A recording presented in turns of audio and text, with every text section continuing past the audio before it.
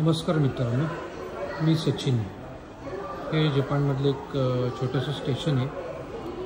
तर आपल्याला माहिती आहे की जपानमध्ये लोकल ट्रान्सपोर्टेशन खूप चांगलं आहे आणि त्याच्याविषयी लोकांना पण खूप आत्मीयता असते.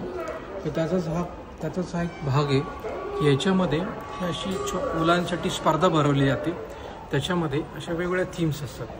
तर इथे हे बसमध्ये किंवा ट्रेनमध्ये कशा पद्धतीचे मॅनर्स तुम्ही पाळावे त्याच्यासाठीचे याच्यासाठी जी थीम आहे त्यातलं हे पहिलं बक्षीस ह्या मुलांना मिळालेलं आहे की त्या मुलगा आजींना बसायला जागा देतो आहे किंवा हे दुसऱ्या नंबरचं आहे काहीतरी.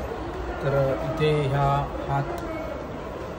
इथे त्यांना हे जागा देत आहेत मुलं जे आजारी वगैरे त्यांना जागा देत आहेत. अशा वेगवेगळ्या थीम आहे. ते साकुरामध्ये बसची थीम आहे.